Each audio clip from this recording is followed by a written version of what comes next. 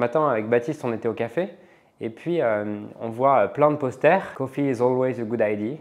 Genre, un café est toujours une bonne idée. Cette phrase, elle est très utile si je suis patron d'un café. Par contre, elle est beaucoup moins utile pour un humain.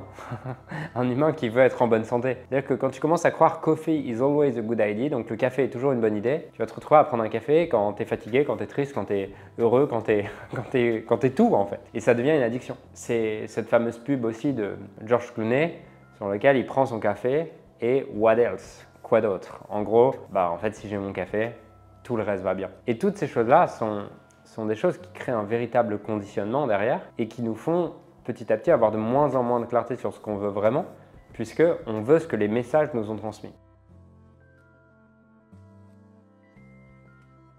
Et en tant que marketeur, puisque j'ai aussi cette casquette-là, je me suis rendu compte au fur et à mesure de l'influence que j'avais sur l'esprit de mes clients dans leur épanouissement à travers ce que je communiquais et ce que je marketais. Oui, moi, ça pouvait me servir peut-être à vendre des choses, mais derrière, ça les influençait vraiment. Et dans le monde du business en ligne, par exemple, les gens qui t'aident à développer ton business en ligne, pour gagner leur vie, ils ont besoin de faire quoi? Ils ont besoin de te faire croire que tu seras beaucoup plus heureux une fois que ton business fera plus d'argent. Parce que si tu ne crois pas ça, tu n'achètes pas leurs produits. Ou en tout cas, tu les achètes beaucoup moins. Et il y a beaucoup moins de personnes qui les achètent. Donc petit à petit, tu as les différents marketeurs qui t'injectent tout un lot d'idées dans la tête qui fait que c'est de plus en plus difficile d'avoir de la clarté à propos de qu'est-ce que toi tu veux vraiment. Et tu ne veux plus ce que toi, au fond, tu veux vraiment. Tu veux ce que on t'a amené à croire que tu voulais. Tu es obligé de perpétuer cette boucle. Parce qu'une fois que tu as adopté l'idée que tu serais plus heureux quand tu serais libre, tu aurais plus d'argent X, parce qu'on te l'a mis dans la tête, parce que ça a aidé quelqu'un à vendre. Une fois qu'on t'a mis ça dans la tête, toi-même pour avoir plus d'argent, tu es obligé d'injecter les mêmes idées dans la tête de tes clients, même si tu n'es pas sur le même marché. Tu es obligé d'injecter dans la tête de tes clients l'idée, si tu es sur la perte de poids, qu'ils seront plus heureux une fois qu'ils auront perdu du poids. C'est comme ça qu'on crée une culture où tout le monde pense que le seul moyen d'être plus heureux, c'est d'avoir quelque chose en plus. C'est d'avoir quelque chose de différent et que je ne peux pas être heureux maintenant. Un truc qui est fascinant, c'est que le marketing, c'est pas quelque chose qui date depuis très longtemps. Je crois que c'est quelque chose qui date des années 20, à un moment donné où un jour aux États-Unis, ils se retrouvent et on a trop de stocks. Il faut trouver un moyen pour écouler nos stocks. Et c'est là que le marketing est né. Moi, il y a une phrase de Naval Ravikant que j'adore qui dit « Le désir est un contrat que tu fais avec toi-même d'être malheureux jusqu'à ce que l'objet de ton désir soit réalisé. » Et donc l'invitation, c'est quoi? L'invitation, c'est oui, tu peux avoir des projets, tu peux avoir des objectifs, tu peux avoir des choses que tu as envie de faire. Et il y a une vraie différence entre avoir des projets que tu fais parce que tu en as envie et avoir des attentes que ça t'apporte un certain résultat. Et que tu peux faire de ton mieux possible pour avoir des résultats, ce qui est ce que je fais par exemple à travers ces vidéos. Mais en fait, cette vidéo, si elle fait 120 vues, je m'en fous un peu. Bien sûr que je prendrai le feedback, mais ça ne va pas déterminer comment je me sens. Pour moi, c'est ça la différence entre les attentes, parce que les attentes, le désir, les objectifs, parce que sinon après les gens te disent « Oui, mais en fait, Julien, ce que tu dis, c'est qu'il ne faut pas avoir d'objectifs. » Je n'ai pas dit ça. J'ai dit « Tu peux avoir des objectifs. Par contre, si tu ajoutes un attachement à tes objectifs, c'est-à-dire que tu as l'attente qu'ils se réalisent, qu'ils soient faits exactement comme tu le voulais, à ce moment-là, très bien. C'est le contrat que tu as passé avec toi-même, d'être malheureux jusqu'à ce que ça se passe exactement comme tu veux. Si tu veux être plus heureux, être plus épanoui, libère-toi de tout ce qui ne t'épanouit pas et tu verras que tout ce qui ne t'épanouit pas, c'est des attentes. C'est des contrastes entre ce qui est et ce que tu crois qu'il devrait être. Et à partir du moment où tu as un contraste entre ce qui est et ce qui devrait être, tu as créé de la souffrance. Mais tu pourrais ce contraste le faire du côté inverse. C'est-à-dire que tu pourrais te dire…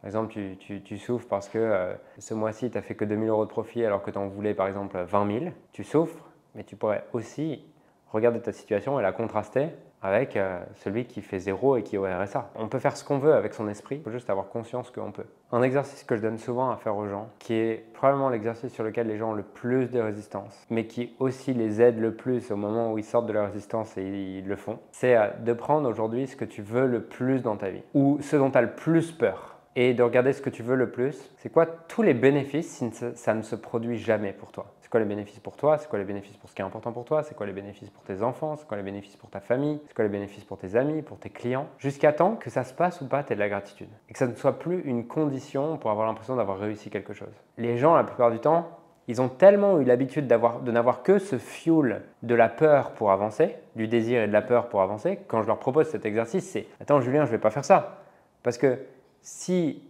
je vois des bénéfices à ce que ça ne se produit pas, je ne vais plus me battre. Ouais, effectivement, tu ne vas plus te battre. Mais tant mieux, parce que si tu ne te bats plus, ça laisse l'opportunité à une autre énergie de circuler. Et peut-être tu te rendras compte que si tu te bats plus, si tu n'as plus peur, bah, tu n'as plus envie de cet objectif. Dans ce cas-là, tant mieux. Ça veut dire que tu perdras un peu moins de temps dans ta vie à continuer dans une vie qui ne te correspond pas vraiment. Et si jamais tu as encore envie de cet objectif, une fois avoir fait vraiment l'exercice, ce que ça va te permettre, c'est de continuer à poursuivre cet objectif, mais à travers une toute autre énergie, une énergie de je me sens déjà plein, j'ai déjà de la gratitude pour ce que j'ai. On a beaucoup plus envie, à mon avis, de travailler avec quelqu'un.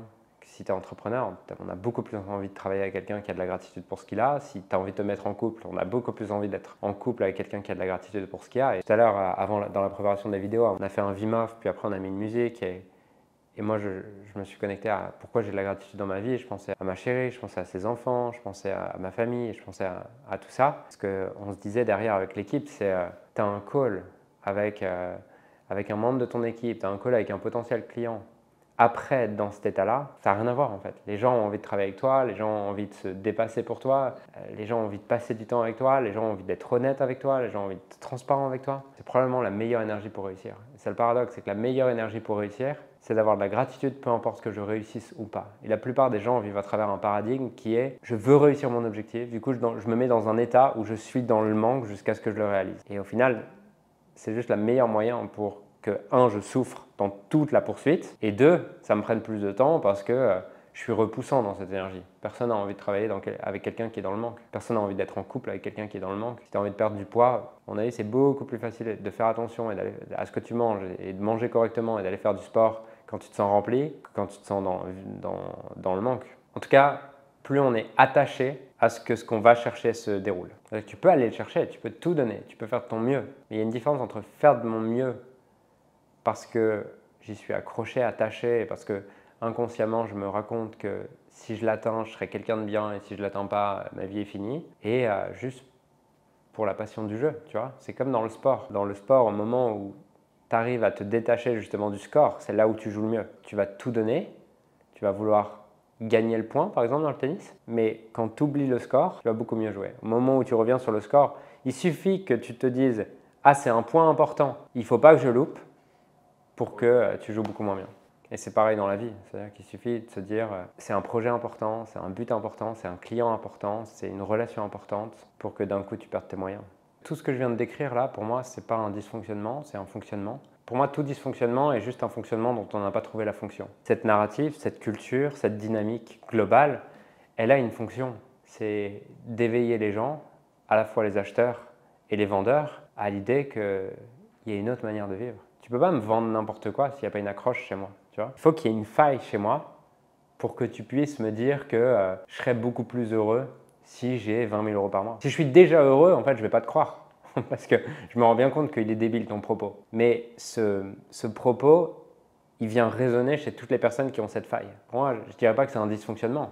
C'est juste un fonctionnement qui a pour but le fait d'éveiller les gens au fait que leur bonheur, leur épanouissement, leur richesse, leur inspiration, leur gratitude, leur amour, il est disponible maintenant. Et c'est le but pour moi de cette culture et c'est là où en est la culture du business en ligne. Après, certains prendront le pas, d'autres non, d'autres continueront cette course sans fin. Mais je ne crois pas à l'idée que les gens soient victimes de méchants marketeurs. Je crois juste que les gens sont victimes de leurs propres croyances, d'avoir cru à un moment donné que c'était quelque chose à l'extérieur qui allait les remplir et à ce moment-là, boum, un marketeur arrive et vient raisonner là-dessus pour te permettre d'être plus libre et d'avoir besoin de moins de conditions pour être heureux. Et c'est cette phrase de Peter Crone qui dit « La vie te présentera toujours les situations et circonstances pour te montrer et te révéler où est-ce que tu n'es pas libre. » Pour moi, cet écosystème, il a une parfaite fonction.